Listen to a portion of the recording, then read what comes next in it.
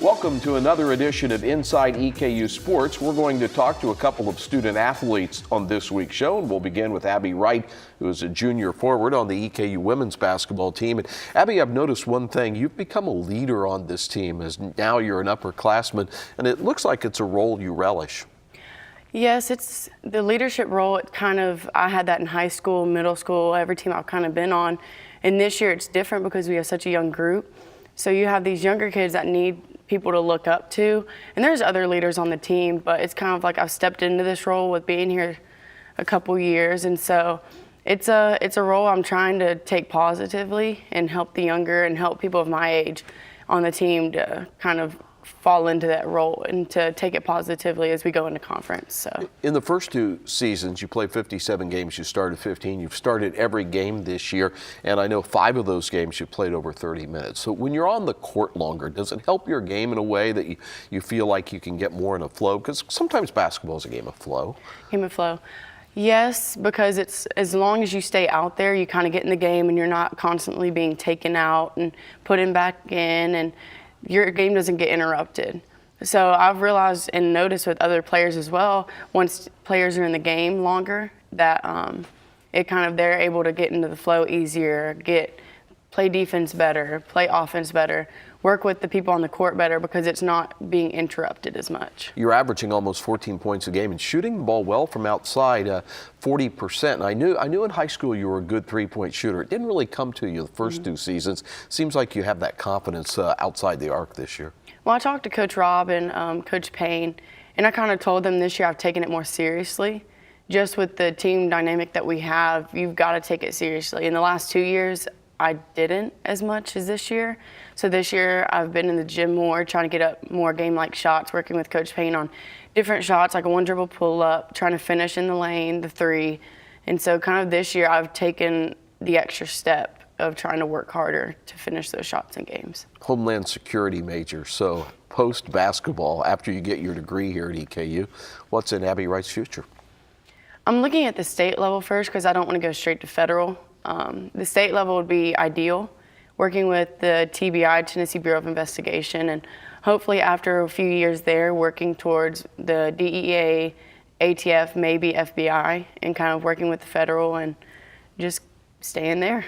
Eastern Kentucky is so well known for its law enforcement education component.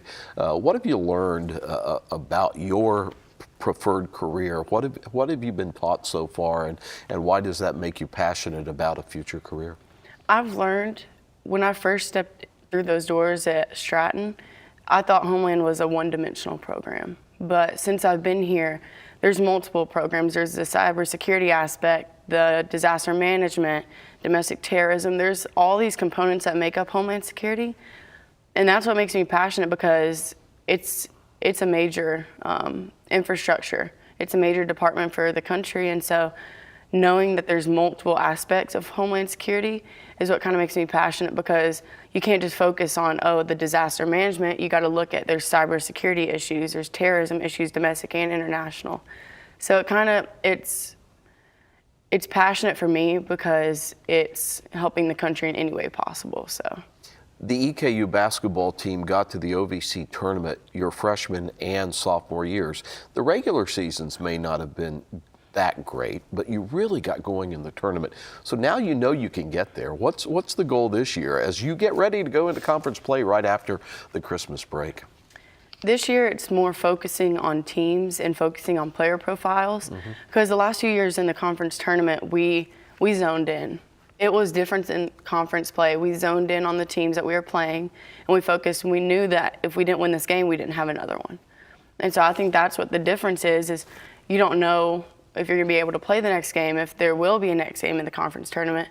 And so that's what we're going to try to focus on, is that this year we're going to take it a step further and say, we're making the championship game once again, and that we're going to win it this year. Okay, one more game, finals, and then one more game before the holiday break. Happy holidays to you and the rest of the team. All right, that's Abby Wright, junior forward on the EKU basketball team. The women's next game after finals comes up Monday at Alumni Coliseum at Brer Arena against Ohio Christian. The tip for that game is at 5:30. It's part of a women's men's doubleheader. The men to follow around 8 against Norfolk State. Hope to see you out at the Coliseum. When we continue here on Inside EKU Sports, we'll check in with a former EKU women's basketball player, Charlotte Sizemore. She's now in the EKU Athletics Hall of Fame.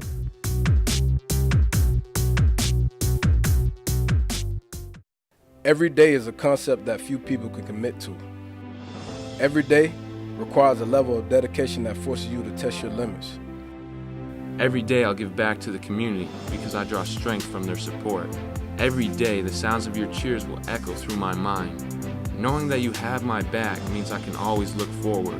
Every day I'll be too tired to sweat and my bones will ache. Every day will provide me with the slight edge that I need to succeed. Champions are built every day.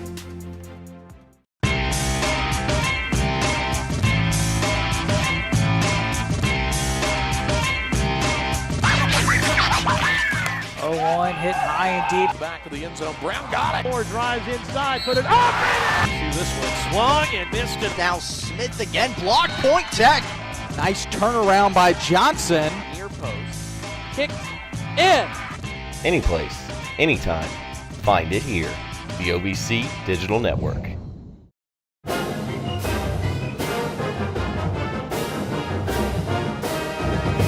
Charlotte Sizemore Bosely goes into the EKU Athletics Hall of Fame this year, and you were a great basketball player at EKU. What's your favorite memory of all the time you were playing hoops at Eastern?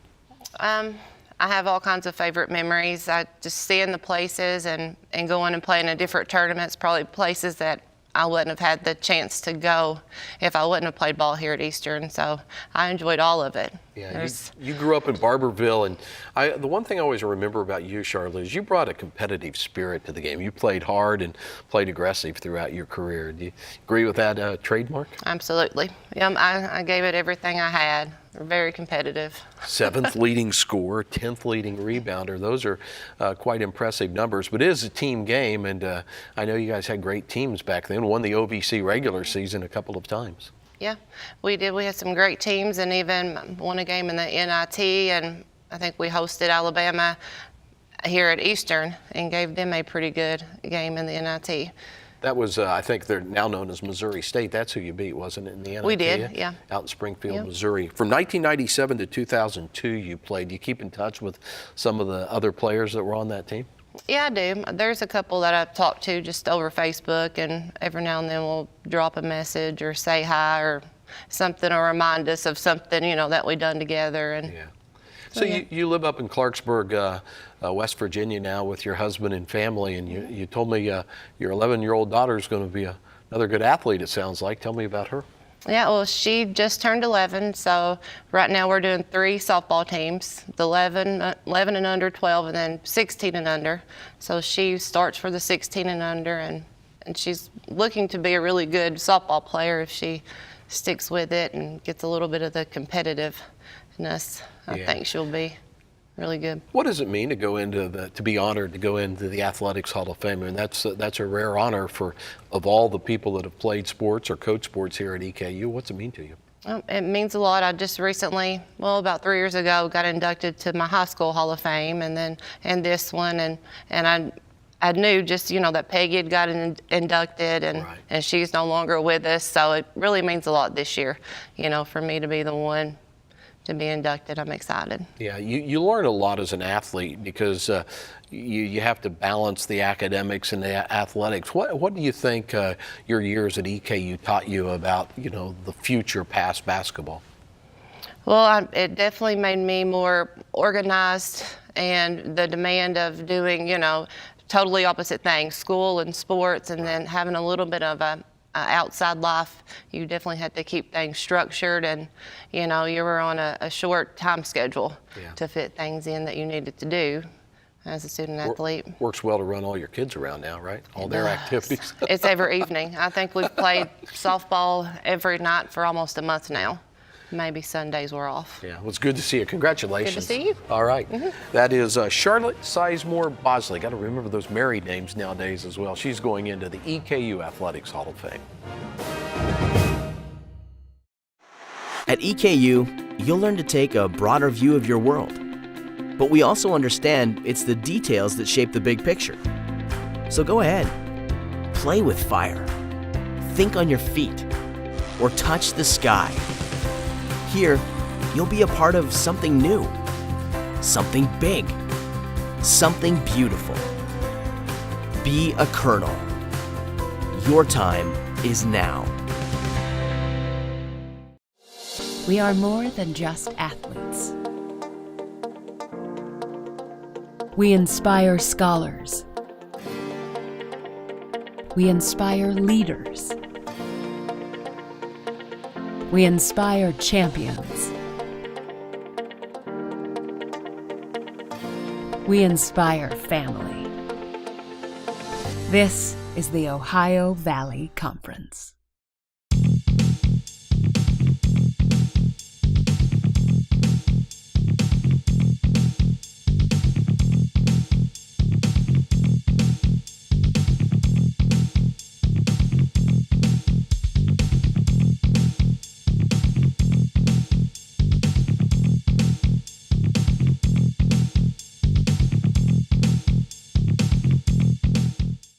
Welcome back to the show. We talk now men's basketball with sophomore guard Asante Gist. Asante, you've become the leader of this team. Your assist-turnover ratio is almost 2-to-1, and I know it's a role that is a challenge because you're kind of the quarterback of this team. Yeah, well, since the beginning of the year, Coach McHale's been giving me the keys to the team, and even since last year, since I came in, that was kind of my role. But this year, I kind of stepped up because I'm older, and I have more to bring to the team now this year. We have some young guys that has to be coached, and he's not always there, so I have to be the head coach on the court and help them out in certain situations. So I feel like my role as a leader has been stepped up this year. The one big thing about basketball is having team chemistry, being able to move that ball, find the cracks in the offense, play defense together. It's been a challenge through this non-conference part of the season because we've had so many injuries. You missed games with an ankle injury, and we have other players missing. So we haven't had a cohesive unit like many teams we face.